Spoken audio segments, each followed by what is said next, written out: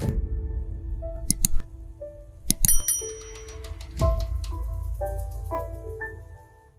दोस्तों, नमस्कार। आप सभी का एक बार फिर से हार्दिक स्वागत है। बात कर रहे हैं कॉमन एरर की एक्सरसाइज डी की। 3 एक्सरसाइजेज पहले मैं सॉल्व करवा चुका हूं, उनको आप प्लेलिस्ट से जाकर देख सकते हैं। आप प्लेलिस्ट सर्च करिएगा एसपी बख्शी ग्रामर के नाम से। यहाँ उसी बुक से एक्सरसाइज डी हम डिस्कस कर रहे हैं। 25 क्वेश्चंस यहाँ पे डिस्कस करेंगे। पहला क्वेश्चन पढ़िए। सबसे पहले तो देखो, इसका पीडीएफ आप ले लीजिए टेलीग्राम से। टेलीग्राम चैनल का लिंक आपको डिस्क्रिप्शन में दिया है, या फिर जुड़े हुए होंगे आप तो पहले आप खुद सोल्व करके देखा करें, उसके बाद ये वीडियो सॉल्यूशन देखें और मैक्सिमम शेयर करें दोस्तों के साथ, ताकि और लोगों का भी यहाँ पे बेनिफिट हो। और लाइक भी जरूर करके जाएं अगर आपको सब कुछ समझ में आ रहा है। देखो, सीधी सीधी अप्रोच सिखा रहा हूँ कि कैसे आपको कॉमन एरर्स में क्या चीजें आपको पकड़नी होती है। पहला क्वेश्चन देखिए, Ritu will be surprise as she hears the news. जो इंग्लिश मीडियम के बच्चे होते हैं उनको तो पढ़ते पढ़ते ही समझ में आ जाता है, क्योंकि उनकी इतनी हैबिट होती है अंग्रेजी की बुक्स पढ़ने की। जो हिंदी मीडियम के बच्चे हैं वो ट्रांसलेट कर लीजिए आप मन ही मन। क्या कहना चाहता है कि Ritu will be surprise, Ritu surprised होगी कब? जब वो न्यूज सुनेगी। ये मैंने यही कहा ना कि कब सरप्राइज्ड होगी, जब वो न्यूज सुनेगी तब सरप्राइज्ड होगी। तो यहाँ पे एज ना लगा के आपको क्या लगाना था? When she hears the news, right. ये कंडीशनल सेंटेंस है एक प्रकार से, क्योंकि जैसे इफ क्लॉज होता है, इफ के साथ में वर्ब की फर्स्ट फॉर्म या उसमें एस और यस जोड़ते हैं, दूसरे साइड में विल, शैल, कैन, में लगाते हैं, वैसे ही यहाँ पे है व्हेन के साथ में फर्स्ट फॉर्म और एस दे रखा है, तो यहाँ पे विल बी सरप्राइज दे रखा है। ठीक है।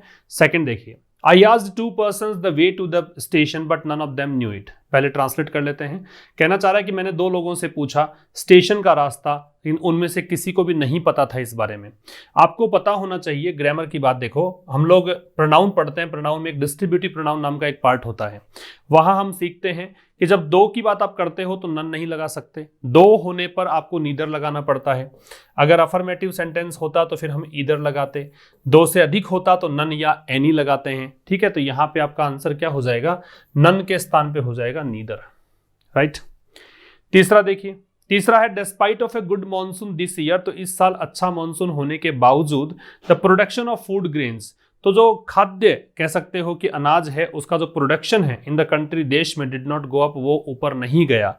इसका ट्रांसलेशन है। और आप जानते हैं कि यहाँ पे एरर कहाँ पे होनी चाहिए? डिस्पाइट के साथ में ऑफ देखते ही गलत कर दें। डिस्पाइट के साथ ऑफ नहीं लगता, जबकि वो पता होना चाहिए कि इसका एक सब्स्टिट्यूट होता है इन स्पाइट, इसके साथ में हम ऑफ लगाते हैं, डिस्पाइट में ऑफ नहीं लगाते हैं। आपका आंसर हो जाएगा 1 नंबर। डिस्पाइट खुद ही प्रेपोजिशन है, इसलिए इसके साथ प्रेपोजिशन की आवश्यकता नहीं पड़ती है।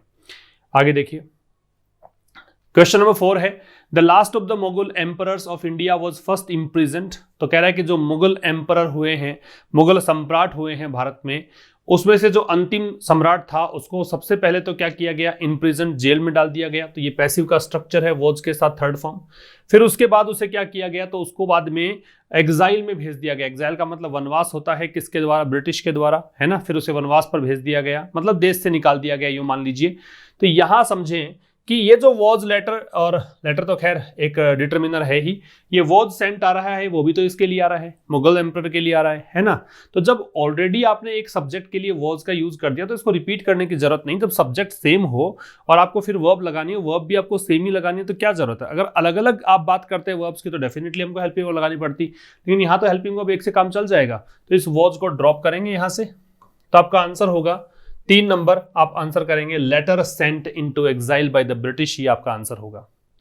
Number 5, hardly as I stepped out of my house. जैसे ही मैंने घर से बाहर कदम रखा, when I so some policeman, तो मैंने देखा कि कुछ पुलिस वाले जो हैं कमिंग टुवर्ड्स माई हाउस, वो मेरे घर की तरफ आ रहे थे। हार्डली और स्केर्सली से, जनरली में हार्डली, स्केर्सली और नेगेटिव जो प्रेपोजिशन, ये जो एडवर्ब्स होते हैं, हार्डली, स्केर्सली के अलावा हो सकता है कि आपको मिल जाए क्या? आपको मिल सकता है नो सूनर, आपको रेयरली, नेवर, सेल्डम, ये सब शब्द मिल सकते हैं। इनसे सेंटेंस का स्टार्ट होने पर इन्वर्जन लगाते हैं, तो इस एज को तो हटाई दीजिए, एज की तो जरूरत ही नहीं पड़ेगी आपको। तो ये बनेगा हार्डली, आप कर दीजिए had I step out of my house, इसका इन्वर्जन बना दीजिए हार्डली हैड आई स्टेप, क्योंकि ये काम इसने पहले किया है ना, ये पहले किया है, स्टेप्ड आ जाएगा third form. Hardly had I, मतलब इन्वर्जन लगा दीजिए। ये काम पहले हुआ कि मैंने कदम पहले रखा, उसके बाद में मैंने देखा पुलिस वालों को, जो काम पहले होता है उसको हम पास्ट परफेक्ट में लेते हैं, तो हैड प्लस वर्ब की थर्ड फॉर्म से इसका इन्वर्जन बन जाएगा। ठीक है, नेक्स्ट पे आ जाओ। नेक्स्ट थोड़ा सा दिखाई नहीं दे रहा होगा, ऊपर कर देता हूं इसको। तो नेक्स्ट जो क्वेश्चन है, क्वेश्चन नंबर 6 देखिए, देख लीजिए क्वेश्चन नंबर 6 क्या है। क्वेश्चन नंबर 6 है today the cost of living is such higher. आज जो जीने की जो दर है, आज कीमत जो पे करनी पड़ती है आपको जीवन जीने के लिए, वो इतनी ज्यादा है कि बहुत सारे लोग जो हैं मुश्किल लगता है उनको to keep their hearth burning. ये जो हार्थ है, ये स्पेस तो गलती से हो गया, साथ में ये हार्थ जो है ये हार्ट नहीं है भी, ये समझना गलती से मिसप्रिंट है, ये हार्थ ही है। हार्थ का मतलब होता है अंगीठी। चूल्हा जलता है घर पे, तो घर का चूल्हा जलाना बड़ा मुश्किल हो गया है, इतना मतलब ज़्यादा रेट लगती है, इतनी ज़्यादा मतलब कॉस्ट लगती है। तो देखो ये दैट लगा रखा है पहली बात तो, और आपको पता होना चाहिए कि सो और दैट का एक कॉम्बिनेशन बनता है ना। और सच लगाओगे तो भी आपको यहाँ पे डिग्री पॉजिटिव लगा दीजिए आप, ठीक है। सो दैट का कॉम्बिनेशन बनता है वैसे तो कि इतनी ज़्यादा है कि उतना, इतना इतना, इस सेंस में आप सो दैट लगाते हैं तो यहाँ पे सो लगाइए, और सो के बाद डिग्री पॉजिटिव आती है तो यहाँ पे लगाइए हाई, ठीक है। एज के साथ, सो के साथ, टू के साथ, है ना, वेरी के साथ, एनफ के साथ, इन सब के साथ पॉजिटिव डिग्री आती है। लेट मी रिपीट, सो के साथ, एज के साथ, एनफ के साथ, टू के साथ और वेरी के साथ, इन सभी के साथ में डिग्री कौन सी लगाते हैं? पॉजिटिव। याद रखिएगा इसको, ठीक है जी। नेक्स्ट पे आ जाएं। नेक्स्ट देखिए, Reena was trying for admission. Reena कोशिश कर रही थी एडमिशन लेने की, कहाँ पे? इंजीनियरिंग कॉलेज में। Even though her parents wanted her to take up medicine, यद्यपि उसके माता पिता चाहते थे कि वो मेडिसिन में जाए, मतलब मेडिकल फील्ड में जाए। तो एडमिशन के साथ टू लगता है, सीधा सीधा याद रखें, एडमिशन कहीं भी लेना हो उसके लिए टू का प्रयोग करेंगे, आपका आंसर हो जाएगा 1 नंबर, ठीक है जी। नेक्स्ट पे देखिए, Yavanika is one of the latest additions. Additions का मतलब यहाँ पे है चीजें तो जुड़ी हैं, है ना, वो एडिशंस हैं। आप भले ही संस्करण के रूप में EDITION एडिशन वो भी ले सकते हैं, ये जो है EDITION एडिशन संस्करण ये भी ले सकते हैं, लेकिन ये जो चीजें हैं वो जुड़ी हैं उसकी बात कर रहा है। तो Yavanika is one of the latest additions, तो देखा वन ऑफ द वाले केस में प्लूरल नाउन लगती है, वन ऑफ द वाले केस में सब सुपरलेटिव डिग्री लगती है। दोनों चीज ध्यान रखना, ये काफी बार में देखो, ये मैं वो एरर्स ये आपने देख रहे हैं ना, लगातार हमने जो 3 सेशन देखे हैं, 4th सेशन ये है, वो एरर्स हैं जो बार में पूछी जाती हैं आपसे एग्जाम में। तो उसके लिहाज से आपको पता होना चाहिए कि वन ऑफ द वाले केस में प्लूरल तो नाउन लगती है और डिग्री है वो सुपरलेटिव आती है, ठीक है। तो लेटेस्ट आ रहा है, तो one of the latest additions to good drama. तो यवनिका जो है, तो एक अच्छा ड्रामा के अंदर जो जो एडिशंस हुए हैं, जो जो अच्छी चीज जुड़ी है ना, उनमें से एक चीज यवनिका भी जुड़ी है, विच अपीयर्ड इन रिसेंट टाइम्स, जो हाल ही के समय में अपीयर हुई है। आप देखें इज आ रहा है, वर्तमान की बात कर रहा है कि नहीं? वर्तमान की बात कर रहा है, तो ये भी अपीयर्ड सेकंड फॉर्म दे रखा है, पास्ट की बात तो नहीं कर रहे, तो विच हैव अपीयर्ड कर दीजिए। ये हैव इसलिए आ रहा है क्योंकि एडिशंस यहाँ पे सब्जेक्ट मान के चलेंगे, ठीक है। ये ड्रामा के लिए नहीं है, ड्रामा में जुड़े एडिशंस जो हैं, जो अभी हाल ही में अपीयर हुए हैं, उनमें से एक एडिशन ये भी है, विच हैव अपीयर्ड प्रेजेंट में, क्योंकि प्रेजेंट का सेंटेंस है। नेक्स्ट पे आ जाएं, तो थोड़ा सा ऊपर कर देता हूं स्लाइड को। तो क्वेश्चन नंबर 9 देखिए, क्वेश्चन नंबर 9 में कह रहा है कि children visiting the park are amused by, amuse का मतलब एंटरटेन्ड होता है, एंजॉयड होता है। तो ये कह रहा है कि चिल्ड्रन विजिटिंग द पार्क, वो बच्चे जो विजिट कर रहे हो पार्क के, वो खुश होते हैं, वो एंटरटेन होते हैं, किससे? मंकीज से। मंकीज कौन से? जो खेल रहे होते हैं। जैसे ये चिल्ड्रन की विशेषता बताने के लिए हमने विजिटिंग लगाया ना, वैसे ही मंकीज की विशेषता बताने के लिए यहाँ पे प्लेइंग करना पड़ेगा। तो मंकीज कौन से? जो केजेस में खेलते हुए मंकी हैं, बच्चे जो विजिट कर रहे हैं और मंकी जो खेल रहे हैं, तो यहाँ पे प्लेइंग आएगा भाई, प्लेइंग इन द केजेस। केजेस का मतलब पिंजरे होते हैं, ठीक है।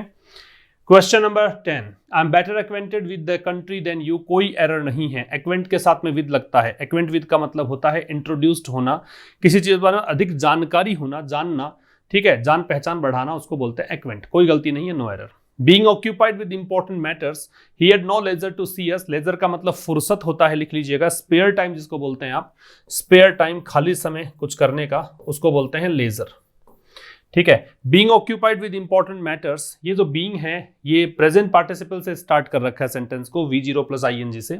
सेकंड क्लोज में आप देखें ही दे रखा है। आप एक चीज यहाँ पे देख सकते हैं, हालांकि ऐसे क्वेश्चंस आपसे एग्जाम में पूछे जाते हैं कि ही जो है वो यहाँ पे लगेगा कि नहीं लगेगा, लेकिन लग जाएगा यहाँ तो ही बीइंग, क्योंकि ये ऑक्यूपाइड भी कौन है? ये ही है, कि इंपॉर्टेंट मैटर में लगा हुआ होने के कारण उसके पास कोई भी समय नहीं था हमसे मिलने का, ये इसका ट्रांसलेशन है। तो ये बिल्कुल परफेक्ट है सेंटेंस, नो एरर यहाँ पे होगा। आप क्वेश्चन नंबर देखिए 12। क्वेश्चन नंबर 12 में कह रहा है he was not promoted to the rank of a colonel. ये कर्नल की स्पेलिंग याद रखिएगा, बहुत महत्वपूर्ण है। इसको अमेरिकन इंग्लिश में कॉलोनली पढ़ेंगे और स्पेलिंग इसकी जो है ये COLONEL, हम लोग कर्नल पढ़ते हैं तो लगता है कि रे आना चाहिए, आर आना चाहिए, लेकिन आर नहीं आता इसमें। He was not promoted to the rank of a colonel, वो प्रमोट नहीं हुआ कर्नल की रैंक पे till for a few months, कब तक नहीं हुआ, जब तक कि रेजिग्नेशन नहीं आ गया उसका तब तक। तो ये तक के अर्थ में टिल फॉर, ये फॉर आके गलती कर रहा है ना, अनटिल, जब तक कि ऐसा नहीं हो गया तब तक, तो अनटिल लगा दीजिए। अनटिल का मतलब होता है जब तक कि न, जब तक कि कुछ महीने रह गए थे उसके रेजिग्नेशन के तब तक वो प्रमोट नहीं हुआ, ठीक है। इसके बाद question number 13, the man who is perpetually, perpetually का मतलब होता है कंटिन्यूअसली, लगातार, बगैर रुके, unceasing, unending.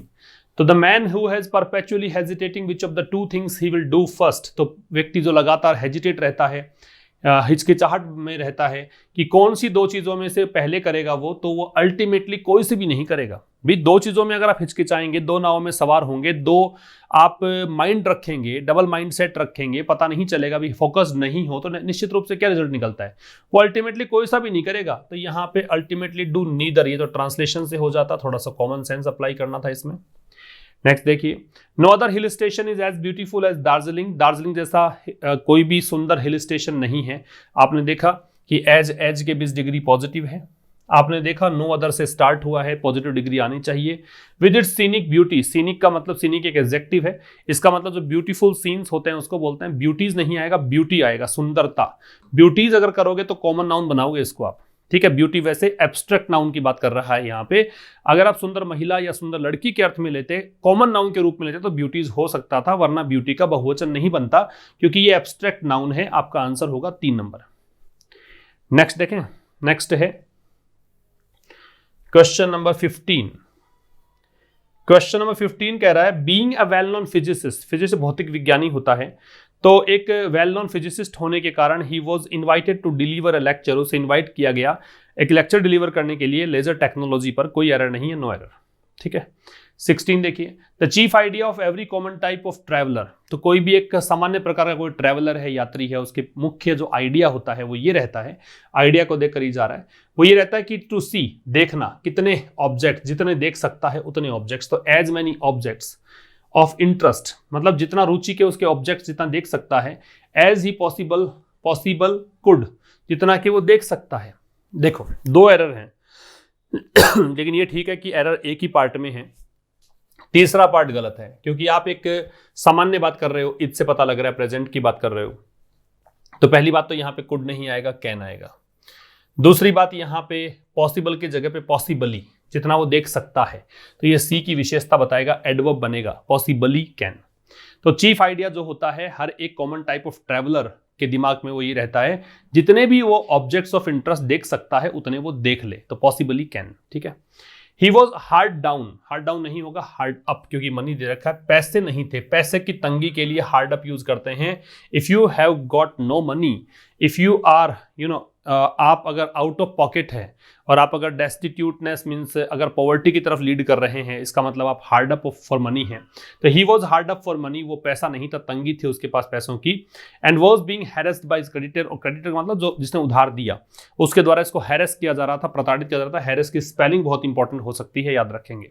Next, if really set to, एक तो ये सेट टू जो फ्रेज है ना, इसका मतलब होता है कोई भी काम को शुरू करना विग्रसली, मीन्स आप कोई काम को बड़े उत्साह और उमंग से करना चाहते हैं, तो उसके लिए you can say I am set to, ठीक है। तो यदि वास्तव में हम चाहते हैं कोई काम को शुरुआत करना उत्साह से, we can get the whole house cleaned, तो हम पूरा का पूरा घर जो है वो साफ करवा सकते हैं, ठीक है। ये गेट दे रखा है, तो गेट प्लस थर्ड फॉर्म, ये आपका कॉजेटिव वर्ब है गेट, कि हम करवा सकते हैं, पूरा का पूरा घर साफ करवा सकते हैं इन द आफ्टरनून, आफ्टरनून, नाइट या मॉर्निंग या इवनिंग। जनरली हम लोग अगर कोई खास की बात नहीं कर रहे हैं, है ना, तो हम द लगाते हैं इसमें, in the morning, in the evening, in the night, in the afternoon, तो द लगेगा, एन नहीं लगेगा। आपका आंसर आ जाएगा 3 नंबर।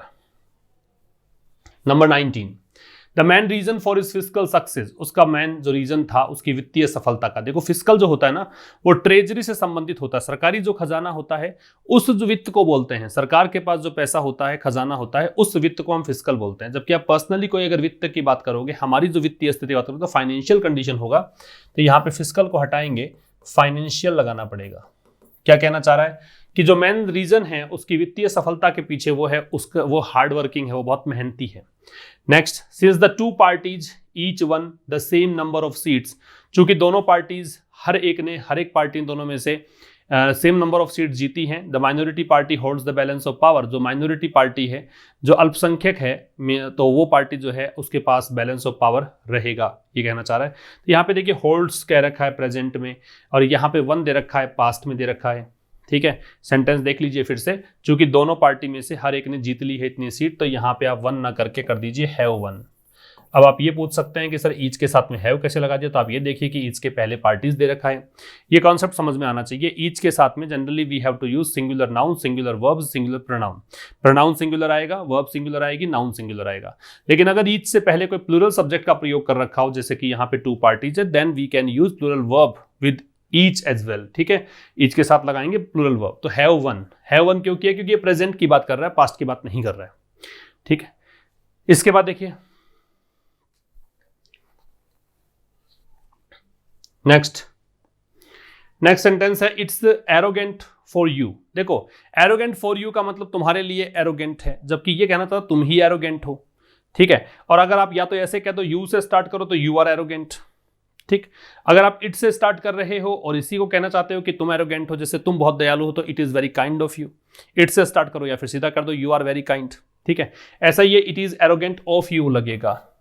अगर आप किसी व्यक्ति के लिए ऐसा कहना चाहते हो ना कि आप एरोगेंट हो, और फिर आप इट से स्टार्ट करना चाहते हो सेंटेंस, आप ऑनेस्ट हो, तो it is very honest of you, है ना। ऐसे it is very arrogant of you to assume you will win every time. तो ये बड़ा घमंडपूर्ण है तुम्हारे लिए, मीन्स तुम बड़े घमंडी हो, ये अगर मानते हो, अज्यूम करते हो कि तुम हर बार जीतोगे। Next, we have paid for our travel and accommodation, हमने पेमेंट कर दिया है, यात्रा का भी कर दिया, आवास का भी, अकोमोडेशन का भी कर दिया। So we need only to take some pocket money with us, इसलिए हमें जरूरत क्या है, केवल कुछ पॉकेट मनी ले जाने की जरूरत है।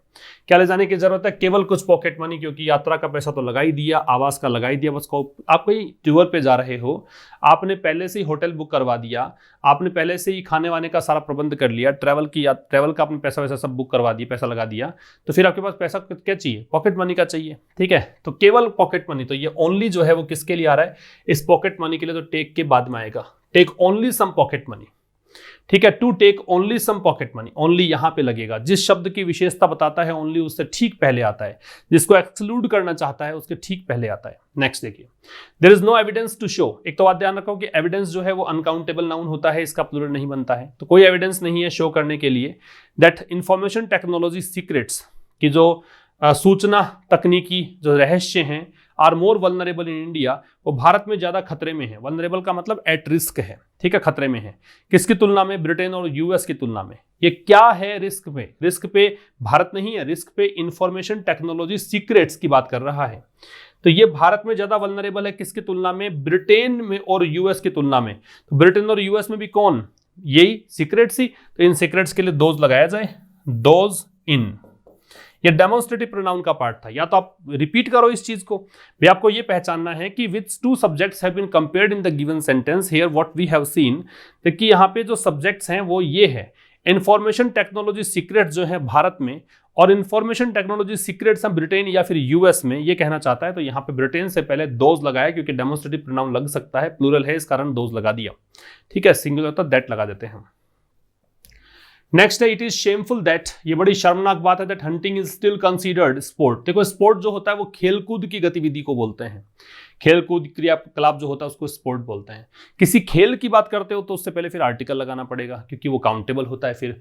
तो ये कह रहा है कि हंटिंग, अब हंटिंग को एक खेल की बात की है, तो हंटिंग शिकार जो है, ये शर्मनाक बात है कि हंटिंग को अभी भी एक खेल मानते हैं, तो एक खेल मानते हैं तो अस्पोर्ट, क्योंकि काउंटेबल बनेगा, वरना केवल आप क्रियाकलाप खेलकूद, आप खेलकूद की बात ही कर रहे हो केवल, तो उसके लिए फिर स्पोर्ट लगा सकते हो। लेकिन अगर आप किसी एक गेम विशेष की बात कर रहे हो तो वहां पे अस्पोर्ट लगाना पड़ेगा।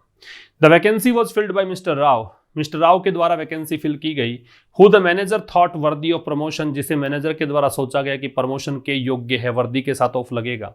यहाँ पे हु के स्थान पे आना चाहिए था होम। क्यों आना चाहिए था समझना। यहाँ पे देखो ये सब्जेक्ट है मैनेजर और ये इसकी वर्ब है, ठीक है। मैनेजर ने सोचा, अब मैनेजर ने सोचा है, किसके बारे में सोचा है, इसके बारे में सोचा है, तो ये सब्जेक्ट तो ये आ ही गया ऑलरेडी, ये वर्ब आ गई। ऑब्जेक्ट चाहिए, ऑब्जेक्ट के लिए होम आएगा, हु नहीं आ सकता, ठीक है। ये आपके आंसर्स होंगे। तो ये आपका कॉमन एरर डी हुआ। कॉमन एरर ई जल्द ही मुलाकात करेंगे, जैसे मुझे टाइम मिलेगा मैं जल्द ही वीडियो अपलोड कर दूंगा। आप बस शेयर करें मैक्सिमम और सपोर्ट करते रहें, टच में रहें। बहुत सारी नई चीज़ें यहाँ पर इस चैनल पर आपको मिलेंगी। Thanks for watching till the end. See you very soon with a new session. Till then good bye.